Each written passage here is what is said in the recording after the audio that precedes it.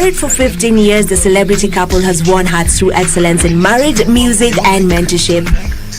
Catch Wahoo and Nameless on Easy Friday at 9:45 p.m. with Shiksha, Arora, only on KBC Channel 1.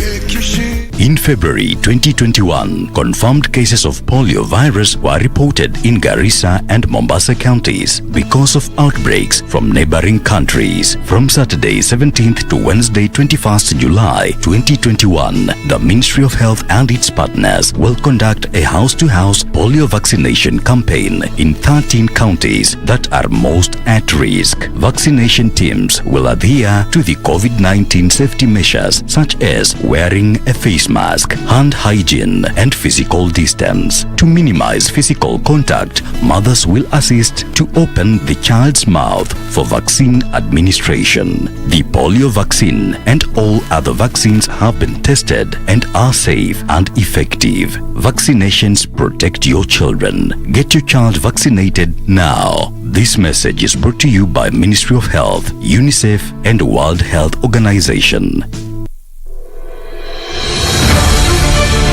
Virusi vya korona huenea unapokaribiana na mtu aliyeambukizwa kupitia matone, haswa wakati anapokohoa au kupiga chafya, na pia kwa kugusa sehemu au vifaa vilivyo na virusi hivi.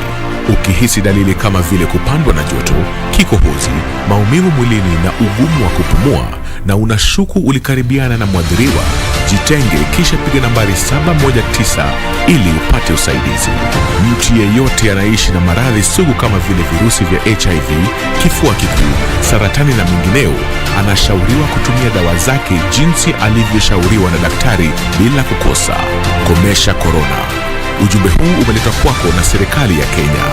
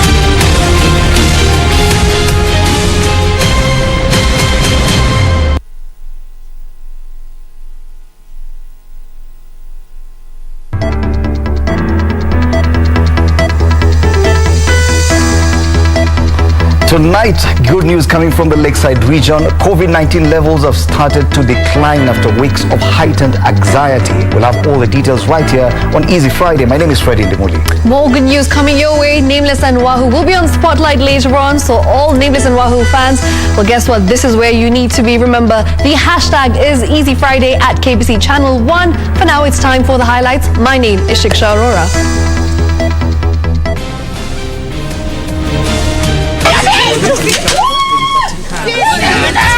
Is it a case of live by the gun, die by the gun?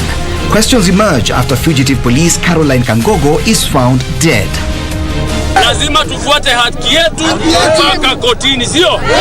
Ndio hizo kura zote zirudiwe. It ain't over until the fat lady sings. Defeated Jubilee's candidate in Kiambaa by-election, Kariri Njama, threatens court action. Sio lazima ubadilishe katiba ndio kuwe na uchaguzi wa amani. Hapana. Ni ule ambaye ameshindwa akubali ya kwamba ameshindwa. Basi maneno yanakuwa sawa sawa. And buoyed by UDA Kiambaa win, Deputy President William Ruto terms BBI not a priority.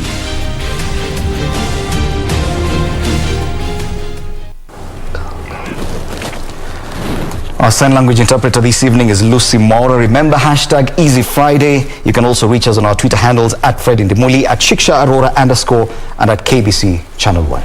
All right, taking a look at the top story of the day, where hours after police confirmed fugitive police officer Caroline Kangogo dead, questions emerge how she managed to escape police dragnet for close to 2 weeks, only to allegedly execute herself at her parents' home. Now, family members say her death, which police attribute to a self self-inflicted gunshot wound caught them unawares. Is it a case of live by the gun, I beg your pardon, or die by the gun? Take a look. Detectives have been searching for Kangogo in connection with the murder of a police officer in Nakuru and a former policeman in Juja. Detectives stated that the Nakuru-based police officer allegedly shot dead her colleague Constable John Ogweno on Monday, July 5th and fled to Juja, where she allegedly killed Peter Ndwega in a hotel room.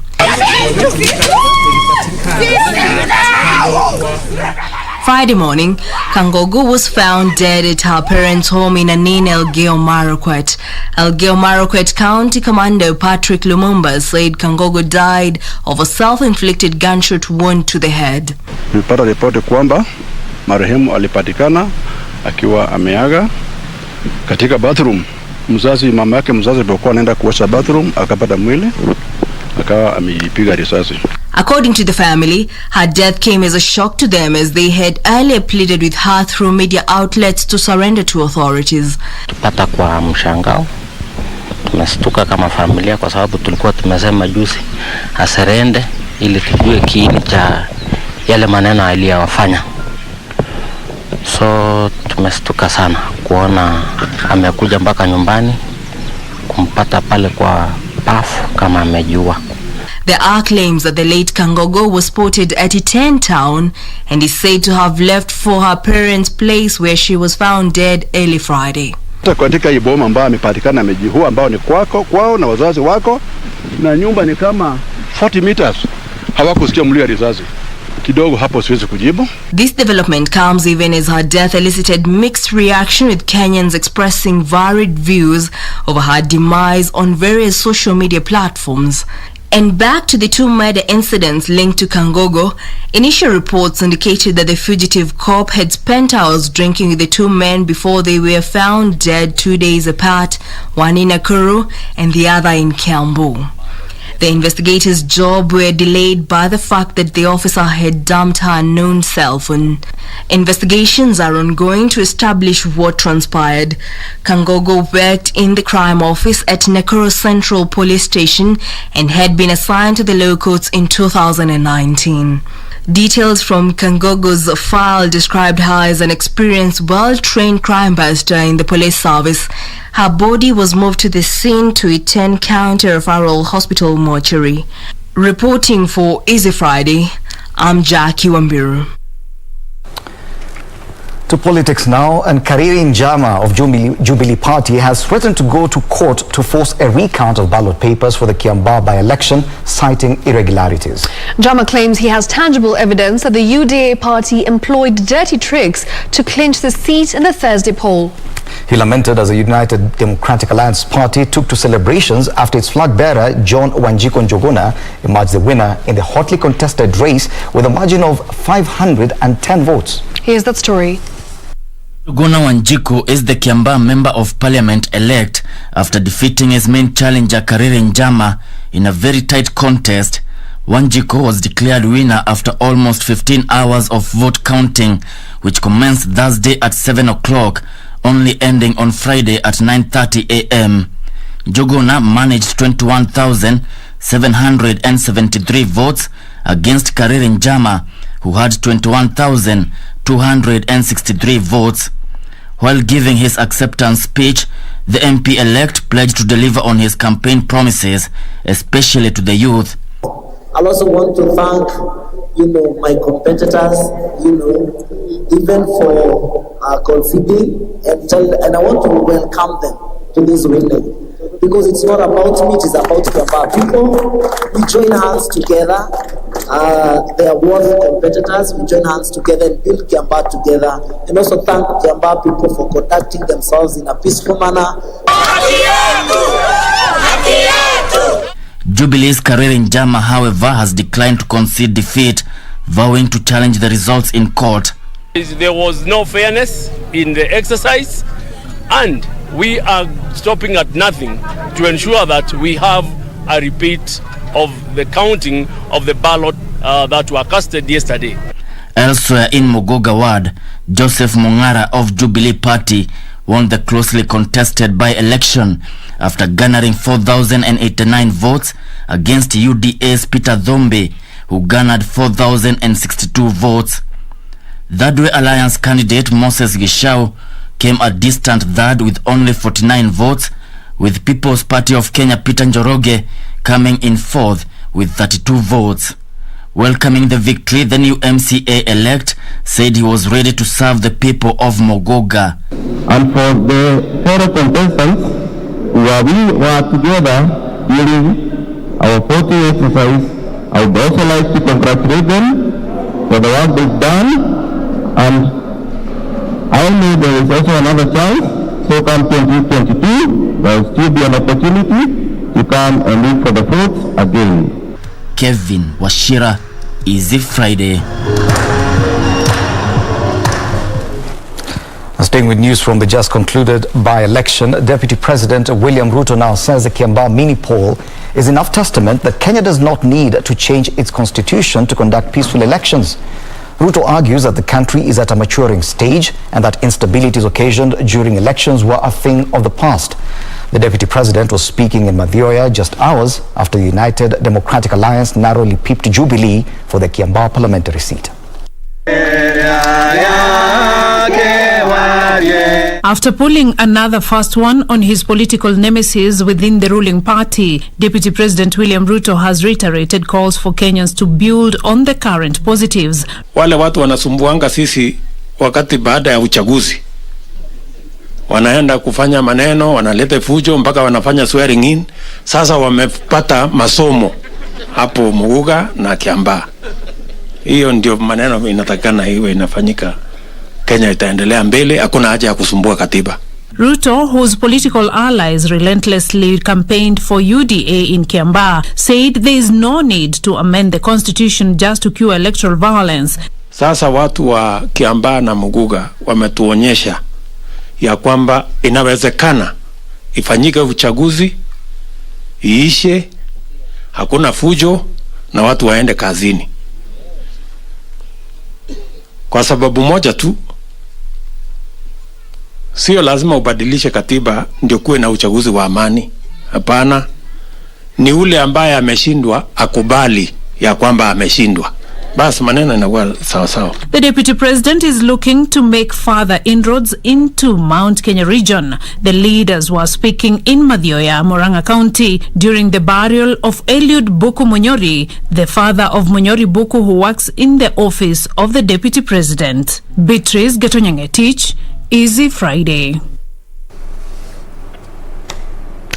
Now, President Uhuru Kenyatta has condemned the killing of Kenyan environmental activist Joanna Stachbury and ordered security agencies to track down those responsible for this heinous act.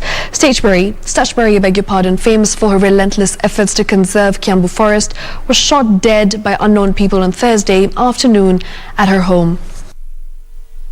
In his message of condolence to the family and friends of slain environmentalist Joanna Stachbury, President Kenyatta said his office greatly appreciates her contribution in environmental conservation. The head of state promised the government action to bring Stachbury's killers to book, terming them cowardly enemies of the Kenyan nation.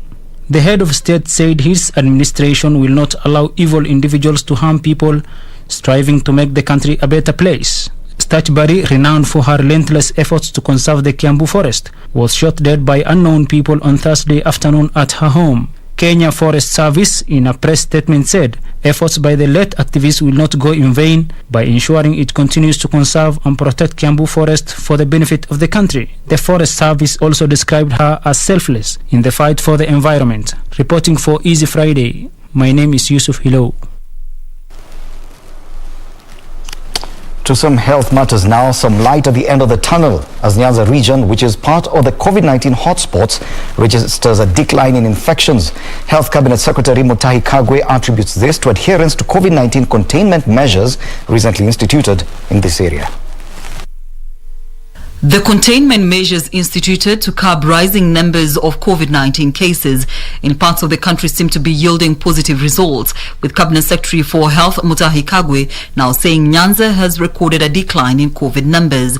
Mutahi, who spoke during a tour of the Kenyatta University Teaching and Referral Hospital with a visiting Italian delegation, also said the government will prioritize mental health in the country, noting it has significant social and economic implications on the productivity of a population. 1 million people commit suicide annually across the globe. Here in Kenya also the suicide rate has increased substantially, particularly during this COVID period. And we have to face it now as a nation, as a country. We have to face this fact that we are having people who are unwell mentally, depression, drug abuse, and so on. And we have to raise the standards with which we care for these people. He said the ministry welcomes the collaboration between Kenya and Italy to improve the country's healthcare systems. In the area of oncology, the GSD group is very superior in the work that they have been doing in Italy. And we also want to cooperate with them in the area of skilling up on training and skilling up on oncology training and specialized care within our hospitals. You see a leadership of a country, of a government, fighting to get better health care for his own people. So you appreciate that. And really, you want to support that. Our aim is to support the government to assist to have a better healthcare system. This is the country recorded a national COVID-19 rate of 10.1% Friday, with 692 people having tested positive from a sample size of 6,883 people tested in the last 24 hours. From the cases, 668 are Kenyans, while 24 are foreigners. 371 are male, while 321 are female. The youngest is a 1-year-old and the oldest is 95 years. Total confirmed cases are now at 191,712, with cumulative tests done so far standing at 2,043,355. Caroline Kamau reporting for Easy Friday. In other news, Maurice Amutabi has pledged to mount a strong campaign against hate speech if appointed as the Commissioner of the Independent Electoral and Boundaries Commission. Now, appearing before the IEBC selection panel, Amutabi termed incitement by politicians as the biggest contributor of electoral violence in the country. Meanwhile, Ambassadors Kokimuli and Lucy Jebet Chelibo vowed to use their diplomatic experience to advance the success of the electoral body if appointed. The interviews continue next week and are expected to end on 22nd of July 2021. First to appear before the Independent Electoral and Boundaries Commission selection panel on the 8th day of the ongoing interviews was Ambassador Kokimuli.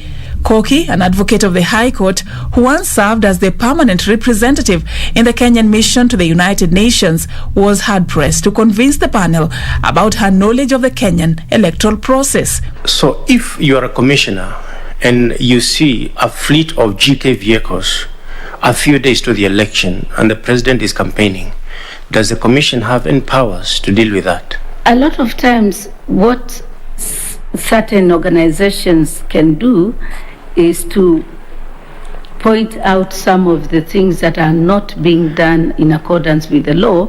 If you look at section 107, the commission has expressed powers to impound state resources that are being used in campaigns. The second candidate to be interviewed was Ambassador Lucy Jebet Chelimo, who was Kenya's High Commissioner to Harare, Zimbabwe. Ambassador Chelimo stressed the need to address the logistical challenges that hinder many Kenyans abroad from taking part in general elections. We see that IEBC is not fully funded, or not fully, but is not adequately funded. I will be able to be added value in areas of resource mobilization. Jebet also vowed to mobilize resources for the commission if appointed. The challenge they will face voting at the embassy, more or less, is the embassy will be in the capital center of that country, and perhaps as a diaspora you're located far from the embassy and you're required to come.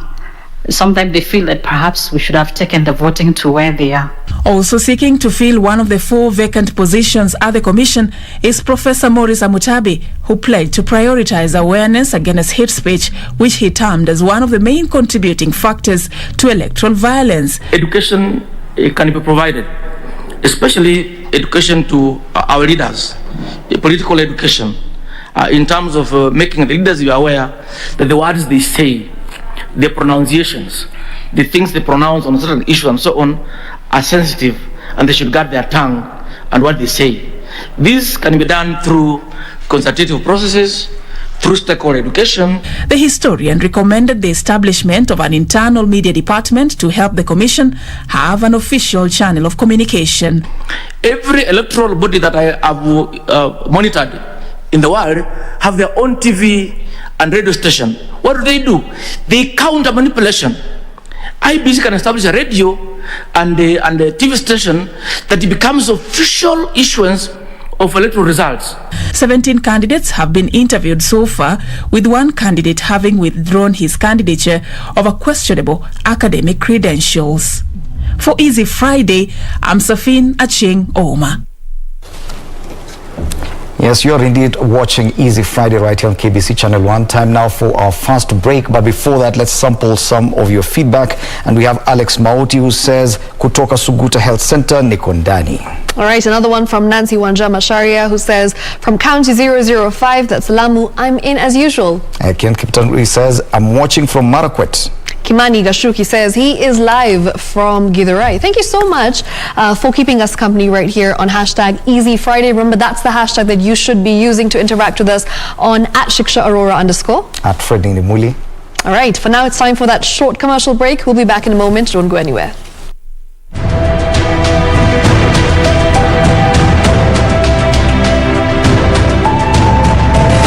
Lazima wanawake wapewe nafasi ya kujenga nchi kama vile wanaume.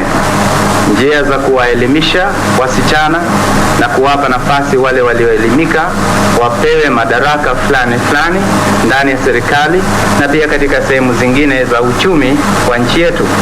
Hali kadhalika, ikiwa tutaweza kufaulu katika mambo haya, inahitaji wale wanawake wenyewe wa nchi yetu wawe na moyo wa kupenda maendeleo na wao wenyewe watayarishe mipango kamili ya kuweza kuinua maisha ya wanawake wenzao.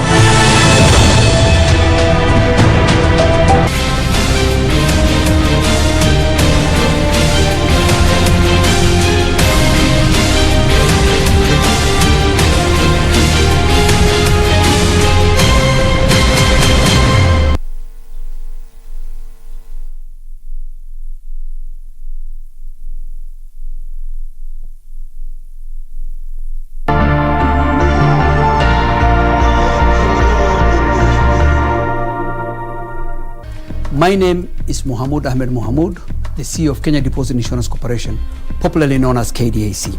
KDIC encourages the depositors to continue doing business with licensed and regulated commercial banks and microfinance institutions. As part of the corporation's public awareness campaign, KDIC, in conjunction with its membership, the banks and the microfinance institution, recently developed KDIC stickers to be displayed in all the banking halls. Be sure to look out for KDIC stickers whenever you visit your bank. KDIC, protecting your deposits. This is where it all began.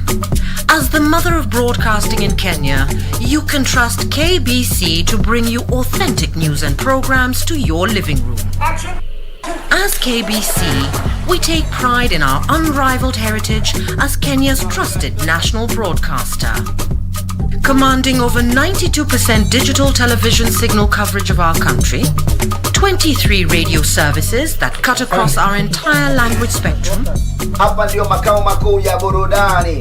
a national, regional and international digital presence backed by the most experienced and top-notch broadcast professionals in the industry. A very good evening to you. The new look Kenya Broadcasting Corporation is truly ahead of the pack.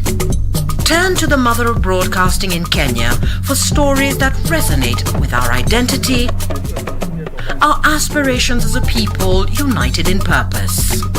Real stories of hard work, of passion, of creativity, of big dreams. Stories that cement our nationhood. Stories that bring us together as one. We take pride in our shared heritage and destiny.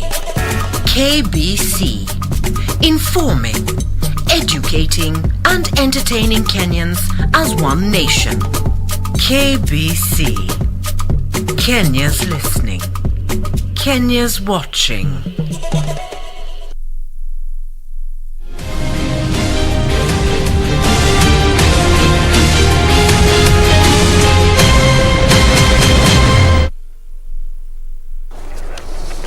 Welcome back. You're still watching Easy Friday, and remember, later on this show, Wahoo and Nameless. Do stand by for that.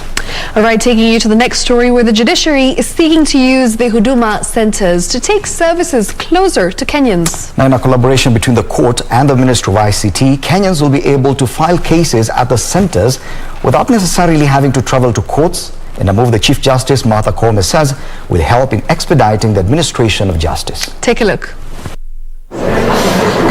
The judiciary will now have a desk at the Huduma counters in collaborative efforts to have a filing system adopted by citizens through a collaboration with the Ministry of ICT. The Ministry of ICT has offered to help us establish a desk at Huduma Center as the judiciary for citizens to do their filing at Huduma centers. As the Star Chief Justice Martha Koome says, the system will be pioneered in Mombasa and Kisumu.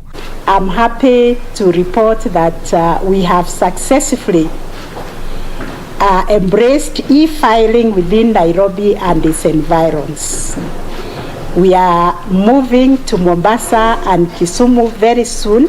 Stakeholders in the justice system pledging to support the judiciary's infrastructure requirements in an effort to ensure social transformation through access to justice. Let us not become complacent. Let us not become like the spoiled son or daughter who gets provided for by parents or by those who will support them, and they lose sight of the big picture, which is to render justice to our people.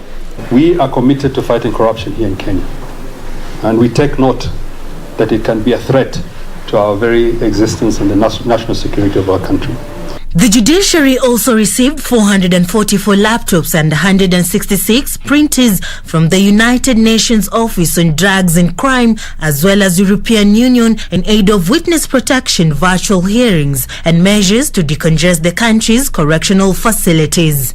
PLEAD supports the progress towards Goal 16 of the 2030 Agenda for Sustainable Development by contributing to building effective, accountable and inclusive justice institutions. This even as they commemorated the Nelson Mandela Day that is to be marked on the 18th of July.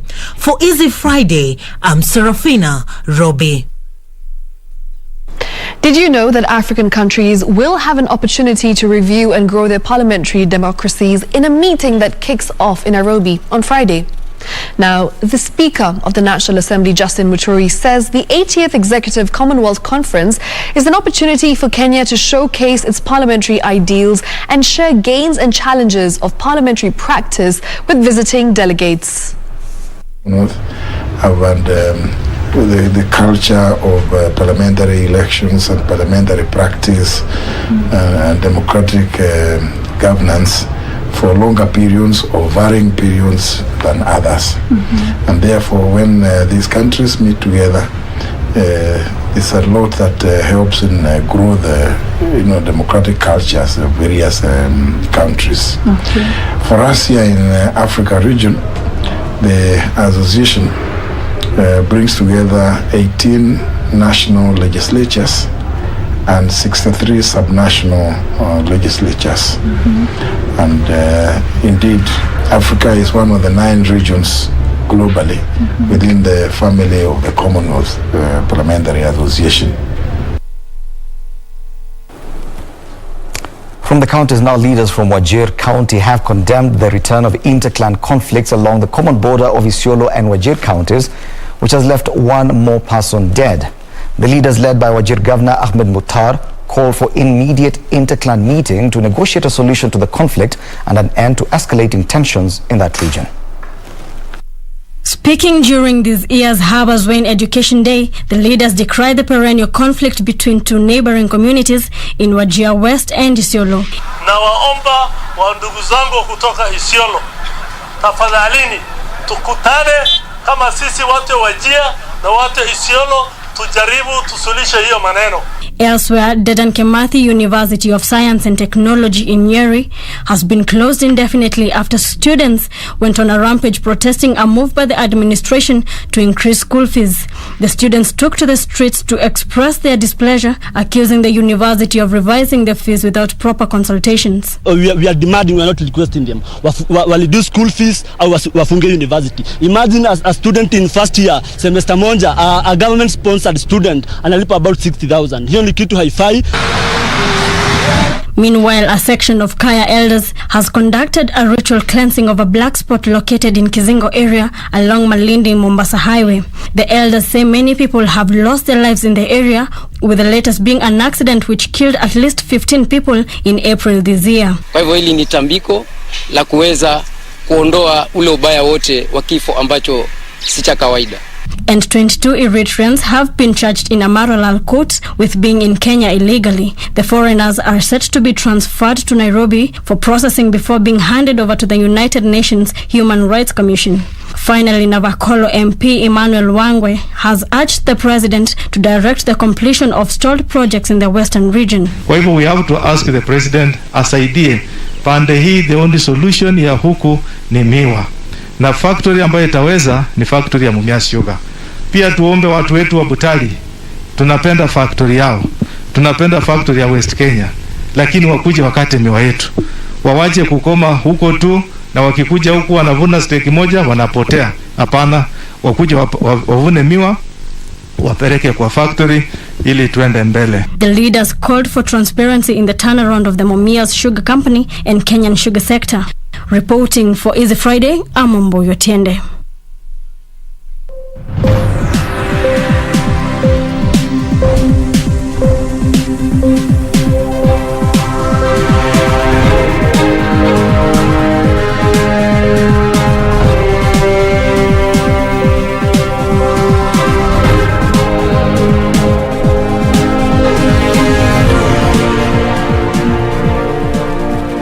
Now focus on today's business news. My name is Caroline Jenga. Now Kenya Power embarked on a grid automation exercise that is expected to lower power bills by more than 10% once completed. The 12-month exercise links meters to specific transformers and digitize low voltage lines in a bid to streamline its data management systems. Kenya Power further says the exercise is also expected to stabilize power distribution. According to Kenya Power financial report for the year 2020, system losses amounted to 16 billion shillings or 23% of its total revenues in the period. The 23% system losses are well above the 15% target set by the utility firm. The government has been hammering the power distributor to digitize its systems in an attempt to lower system losses. The business will embark on the transformer metering project, which will enable the business to accurately compare power fed into a distribution transformer against power billed so as to pinpoint the exact transformers requiring urgent intervention in the war on losses. In a bid to digitize its operations, Kenya Power has partnered with the National Youth Service to hasten its digital services, clean up data and streamline operations. The company says it has automated 70% of its operations and the NYS personnel will help complete the remaining automation phase. Under the partnership, the NYS will digitize 167 kilometers of low voltage lines and 8 million customers metering system. At the same time, Kenya Power has refuted claims that the transformers marked for auction by the Kenya Revenue Authority due to tax arrears did not belong to the firm but to contractors who won the tenders to supply the equipment. Those transformers were not Kenya Power's, but we were the consignees of those transformers. What usually happens when we do procure items like transformers, it's through the tender, and the tenderer who wins that tender delivers them to our stores through the Incoterms we call DAP or DDP. And until they are delivered to our stores, they don't belong to us. So once they are delivered to the stores, they are inspected, that's a procurement law, as well as accepted. Until they are accepted by Kenya Power, after inspection, that's now when they become ours. The government has given the China Roads and Bridge Corporation 6 months to complete the 17 kilometers western bypass.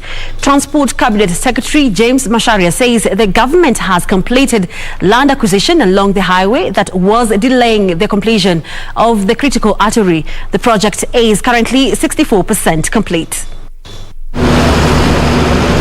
Construction work for the Western Bypass, which passes through Gitaru, Wangige, Denderu and Ruaka towns, started in 2019 in a bid to decongest the city of Nairobi. The bypass has a length of 15.3 kilometers and approximately 17.31 kilometers of service roads.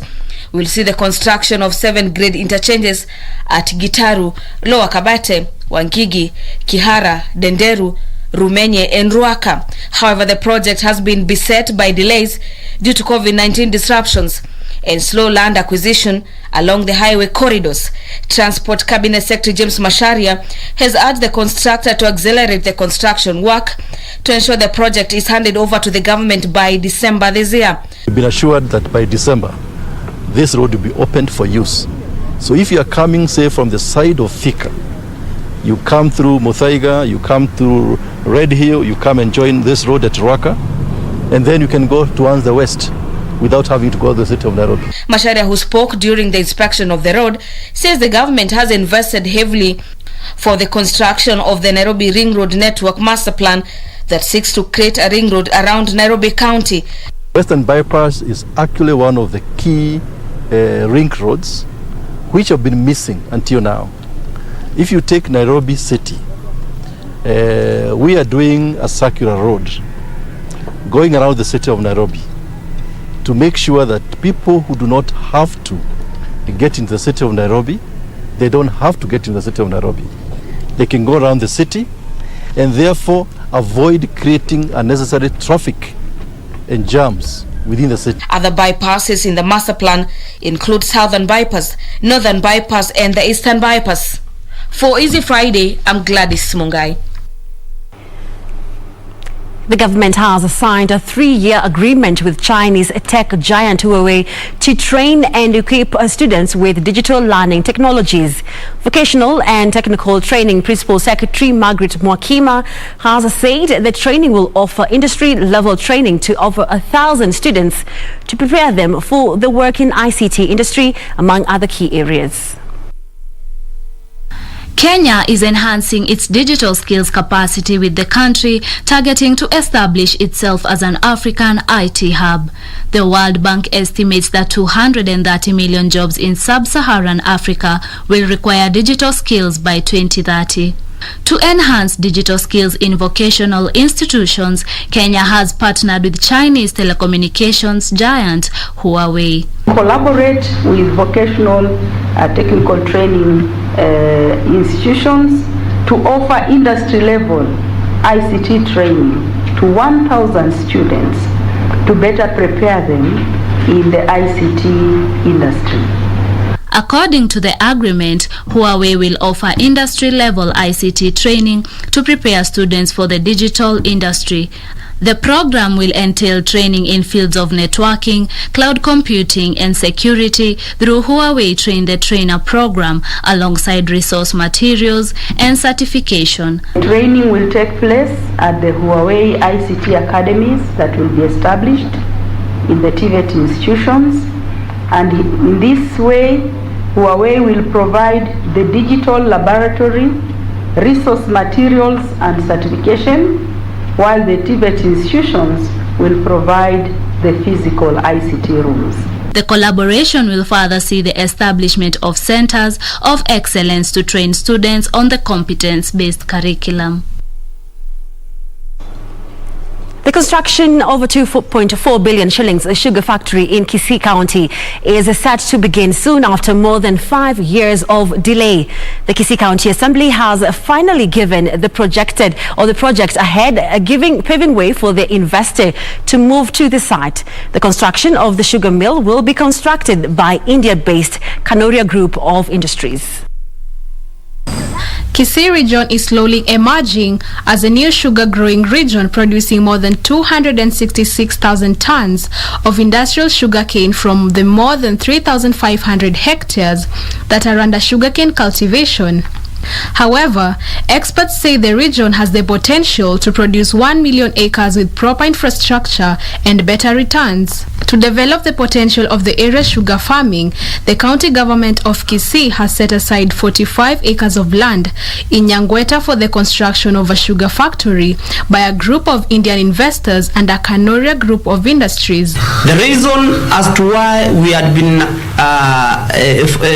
following this is that our people, the farmers of Kisii County, have really suffered a great loss due to the non-collection of non-contracted canes from the farmers of Kisii County.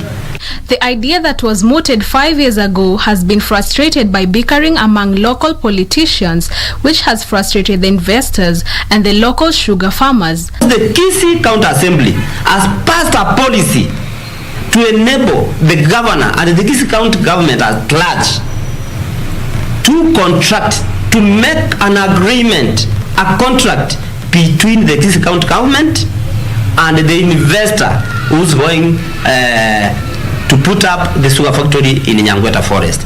Yesterday, the Kisii County Assembly passed a motion approving the factory. According to the plans, the miller will have a capacity to process at least 5,000 metric tons of cane per day once the proposed plant is established. The MCAs gave the governor the go-ahead to construct the private developer who will put up the plant, receive and process farmers' cane and pay the proceeds. Middlemen had been exploiting local farmers by buying their cane at 1,000 shillings per metric ton from 3,000 3 years ago. Martin Joki for Lunchtime. And that is how we wrap up business news tonight. But Richard Muga is on the other end with the sports update. My name is Caroline Jenga. Have a good night.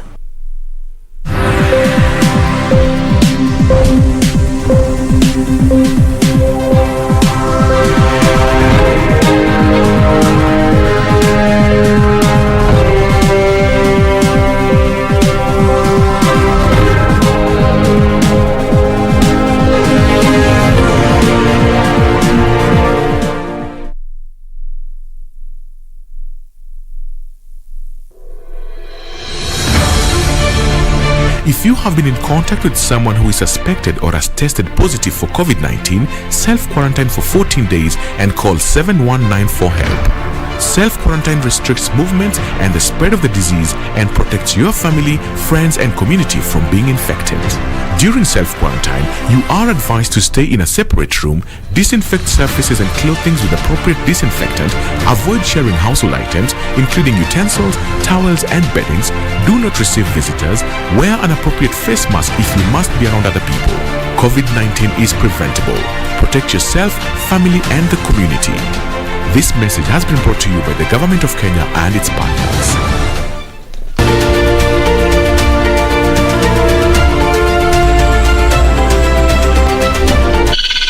The vulturine guinea fowl, an animal that has the head of a vulture, the colors of the most brilliant of species, and the tail of a peacock.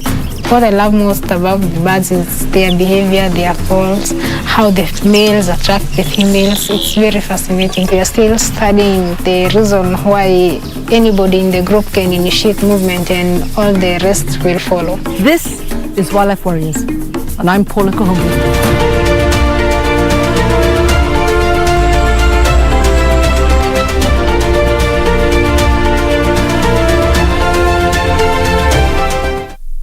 It's your romance, your drama, and intrigue. So this was your plan all along, eh? I want you out of my house. Your game. Your heroes. It's your moment with your stories. Made at home for your home. 'Cause great stories start on DSTV. The CAF Champions League comes to a close this Saturday. A glance at the contestant history reveals that this is the first time Kaizer Chiefs of South Africa have qualified for Champions League final. Meanwhile, Al Ahly of Egypt, who are the most decorated team in the CAF Champions League and current defending champions, have won this trophy 9 times. Whipped in nicely, and surely it's the opening. Yes, it is. Sharif, he's looked so dangerous. After overcoming the playoffs hurdles, Kaizer Chiefs square off with Al Ahly in the grand finale on Saturday, the 17th of July 2021 at 10 p.m. live and exclusive on KBC Channel 1. Whereas there are no guarantees in football outcome, KBC has a guarantee for you. We offer you the best experience possible. KBC Channel 1, your true sports partner.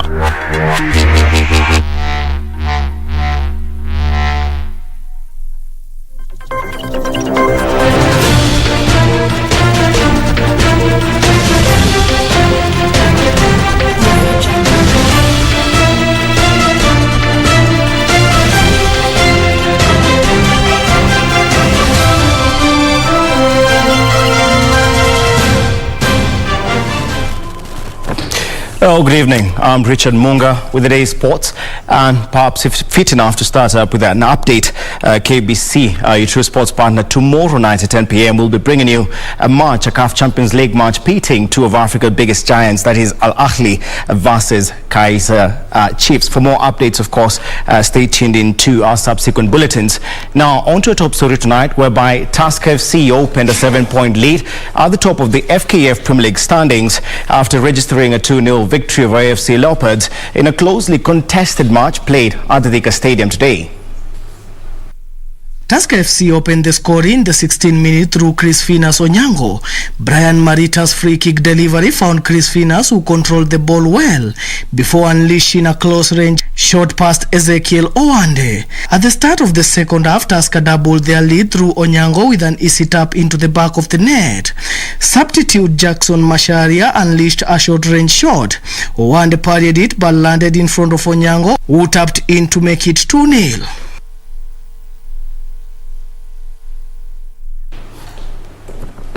Indeed, Tusker performing good this season, earning the ticket to represent Kenya in next season's CAF Champions League. So in short, you can indeed say that Ndovu Niku.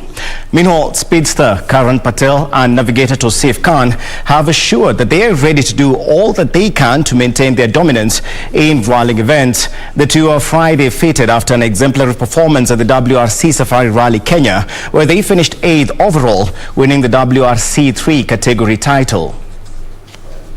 Fitted after an exemplary performance at the WRC Safari Rally Kenya, where they finished 8th overall, winning the WRC Category 3 title.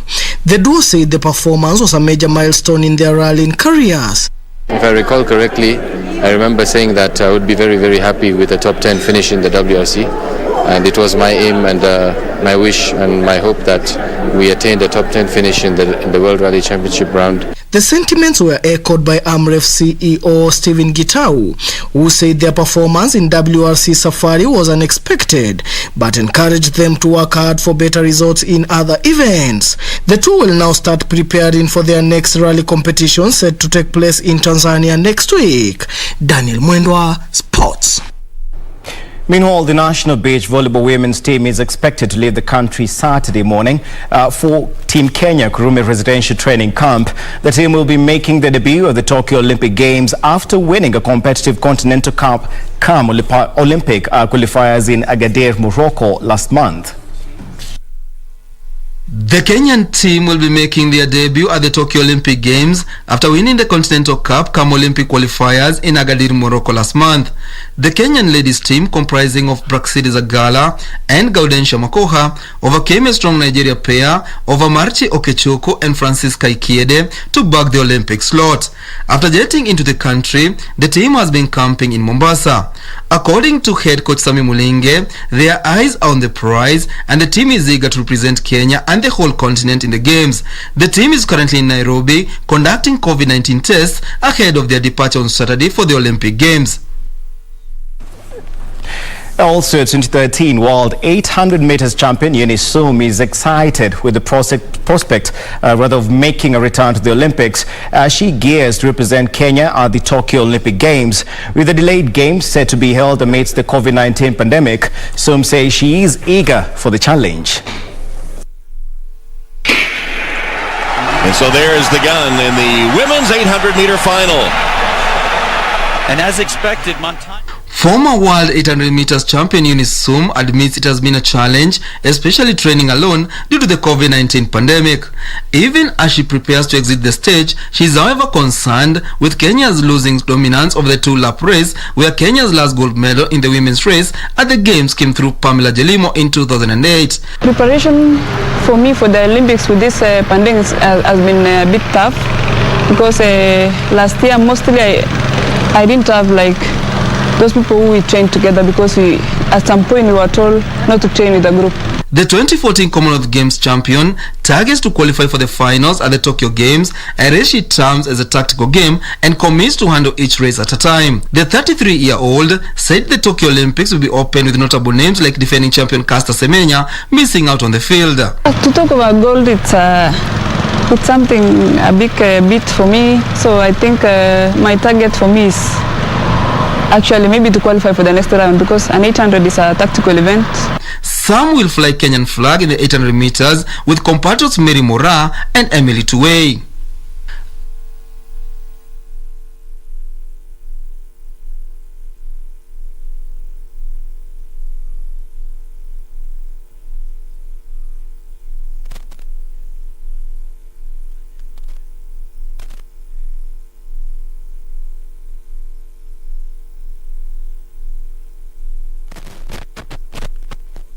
However, the 34-year-old posted on Twitter that he would be proudly joining Team Serbia for the games in 8 days' time. Djokovic said after retaining his Wimbledon crown that he was undecided about appearing at the Tokyo Games after it was announced that fans would be allowed to attend because of a spike in corona infections. The world #1 lifted his third title of the year at All England Club a week ago and is now on course to try to complete tennis Golden Slam. He needs to win gold at the Tokyo Olympics and take the US Open singles title in September to become the first male player to achieve the feat. Germany's Steffi Graf is the only player to accomplish a Golden Slam, which she achieved in 1988. Earlier this week, British #1s Johanna Konta and Danny Evans withdrew from the games because of positive COVID-19 tests, while Swiss legend Roger Ferrell and three-time Grand Slam winner Keber have also pulled out. The tennis tournament at the Olympic Games get underway 24th July. Daniel Mwendwa, Sports.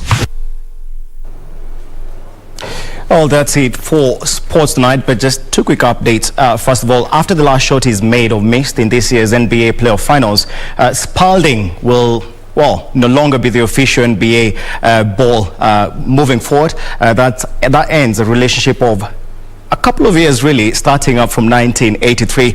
And two, Socios.com will become the new kit sponsor for Italian champions Inter Milan.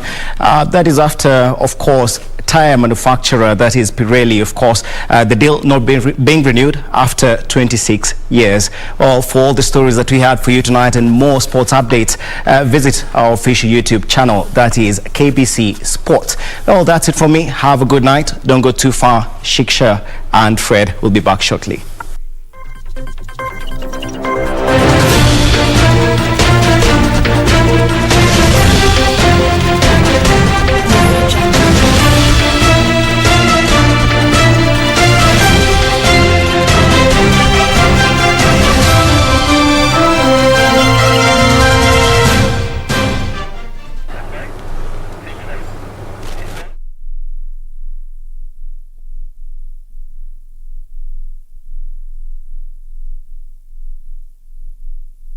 Easy Friday.